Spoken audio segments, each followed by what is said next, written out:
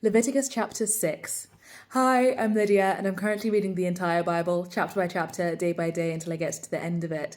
I started in James, and now here I am in Leviticus, but I did take a break in Exodus and hopped over to Joshua, so I've done a whole bunch. Many books. Feel free to read along with me on those videos at another moment. But for now, let's get into what we're here for, which is Leviticus chapter 6.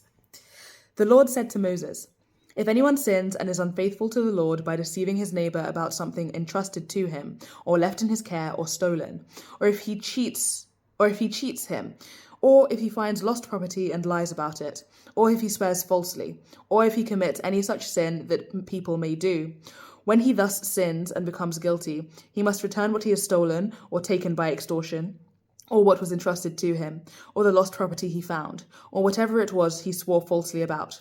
He must make restitution in full, add a fifth of the value to it, and give it all to the owner on the day he presents his guilt offering.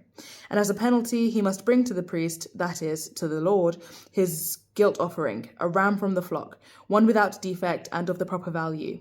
In this way, the priest will make atonement for him before the Lord, and he will be forgiven for any of these things he did that made him guilty. The burnt offering. The Lord said to Moses, "Give Aaron and his sons this command. These are the regulations for the burnt offering. The burnt offering is to remain on the altar hearth throughout the night, till morning, and the fire must be kept burning on the altar. The priest shall then put on his linen clothes with linen undergarments next to his body, and shall remove the ashes of the burnt offering that the fire has consumed on the altar, and place them beside the altar. Then he is to take off these clothes and put on others, and carry the ashes outside the camp to a place that is ceremonially clean. The fire on the altar must be kept burning. It must not go out.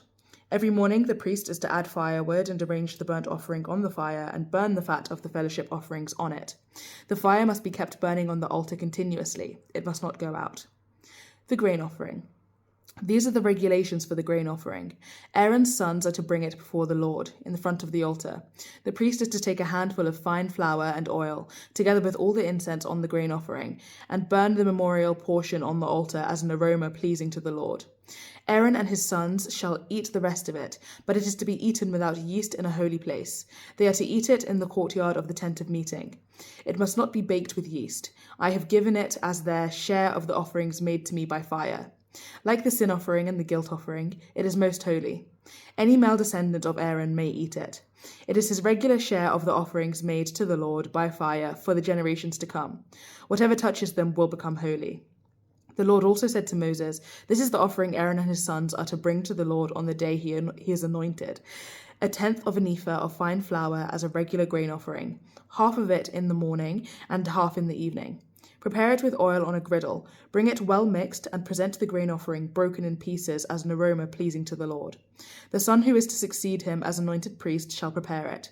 It is the Lord's regular share and is to be burned completely. Every grain offering of a priest shall be burned completely. It must not be eaten." The sin offering. The Lord said to Moses, "Say to Aaron and his sons, these are the regulations for the sin offering. The sin offering is to be slaughtered before the Lord in the place the burnt offering is slaughtered. It is most holy. The priest who offers it shall eat it. It is to be eaten in a holy place within the courtyard of the tent of meeting. Whatever touches any of the flesh will become holy, and if any of the blood is spattered on a garment, you must wash it in a holy place. The clay pot the meat is cooked in must be broken, but if it is cooked in a bronze pot, the pot is to be scoured and rinsed with water. Any male in a priest's family may eat it. It is most holy. But any sin offering whose blood is brought into the tent of meeting to make atonement in the holy place must not be eaten. It must be burned." Right. Thank you so much for joining me today and for reading the Bible with me and for pouring into your own relationship with God. This is great stuff and I'm very happy for you. I pray that God blesses you abundantly today and tomorrow in case I do not post, but I do plan on posting, so God willing, I will see you then. Aside from that, if you'd like to watch these videos in a clearer order, you can do so by checking out my YouTube channel, which is linked in my TikTok bio. However, also follow me on TikTok because the sooner I get to 10k followers, the sooner I can just make the playlists on there. And then, feel free to support me in both places, but, you can also just watch them there. You have the options, or you will in the future when I hit 10k followers on TikTok. But on YouTube, the playlists are already there. You can make them from 1 subscriber, which I think I did. I have omnibus playlists, of all the chapters which I've covered, pretty much in the order I've covered them. So it jolts around a bit in the middle of Exodus, but all is well. It's still, the dialogue helps to keep the story going. And I also have playlists dedicated to each book of the Bible, which I've covered, again, from James to this point in Leviticus, and also the whole book of Joshua. So there's a lot to watch. And I read the Bible in French and Spanish as well, which are not my first languages. So if you're fluent in them, please, have pity, just be kind. I'm working on it. I do want to be fluent in the future, but I'm not there yet. This is just practice. Yeah, practice and deeper understanding, God willing. So yeah, I've done the exact same things in French and Spanish. So if you do speak those languages and you want to go and support that, then please do. Okay, thanks. Bye. God bless you. Bye. See you tomorrow.